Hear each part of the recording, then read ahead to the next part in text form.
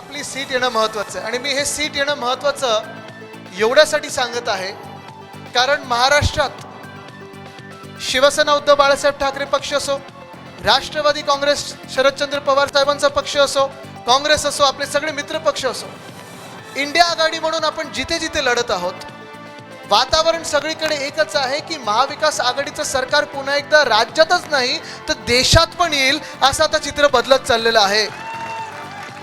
देशभरात परिवर्तनाचे वारे वाहू लागलेले आहेत।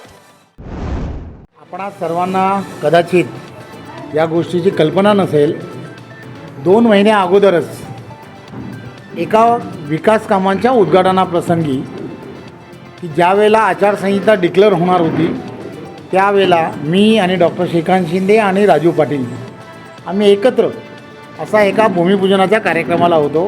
त्यावेळेलाच NDAचे उमेदवार म्हणून डॉक्टर श्रीकांत शिंदे यांनाच आम्ही सगळीजणं पाठिंबा देतो।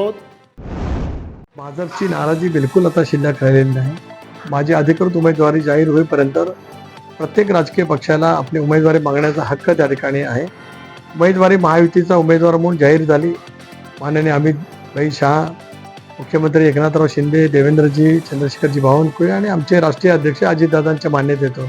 त्यानंतर मात्र मुख्यमंत्र्यांच्या नेतृत्वाखाली शिवसेनेची बैठक झाली। प्रदेश भाजपाचे अध्यक्ष बावनकुळे, रवींद्रजी चव्हाण नामदार यांच्या उपस्थितीमध्ये या मतदारसंघातल्या जवळपास 100 प्रमुख कार्यकर्त्यांची बैठक झाली। भारतीय जनता पक्षाने आता कामाला पूर्ण ताकदीने सुरुवात केलेली आहे आणि भारतीय जनता पक्ष असेल, शिवसेना असेल, इतर घटक पक्ष असतील, पूर्ण क्षमतेने या निवडणुकीमध्ये महायुतीचा उमेदवार निवडून आणण्यासाठी प्रयत्नाची पराकाष्ठा केली।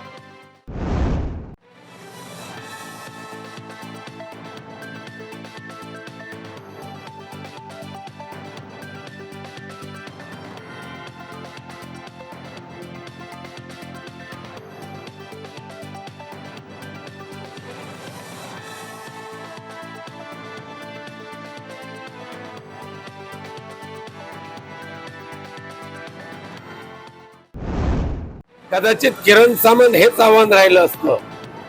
नारायण राणेंना आम्ही आव्हान समजत नाही। नमस्कार रत्नागिरीकर, कसे आहात? मजेत ना? असेच मजेत राहा। मी प्रवीण अमरे। येत्या 7 मे रोजी लोकसभेच्या निवडणुका होत आहेत। जगात सर्वात मोठी असणारी आपल्या लोकशाहीचा हा उत्सवच आहे। या निवडणुकीत प्रथमच मतदान करणाऱ्या युवक युवतींना मी सर्वप्रथम शुभेच्छा देतो आणि अभिनंदनही करतो।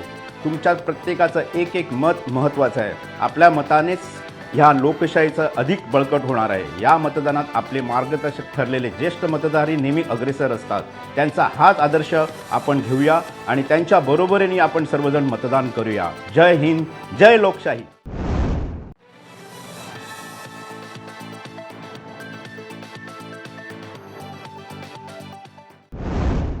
संजयला वेळोवेळी सांगून देखील समजत नसेल तर त्याला आता वेगळ्या भाषेत समजावं लागेल। तुझी लायकी किती, तू बोलतो किती।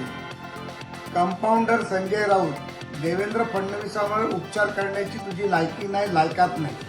त्यांची उंची पाहता तू त्यांच्याकडे पाहिलंच जरी तरी चक्कर येऊन पडशील अशी तुझी परिस्थिती आहे। त्यामुळे ज्या पद्धतीमध्ये तू सकाळचं कडक पिऊन जे बोलतोस ते बोलायचं आता बंद कर, नाहीतर तुला आणि तुझ्या बॉसला त्यांची जागा महाराष्ट्रातल्या जनतेने दाखवलेलीच आहे। येणाऱ्या काळात ह्यापेक्षा वाईट परिस्थिती तुझ्यामुळे त्यांची झालेली दिसेल।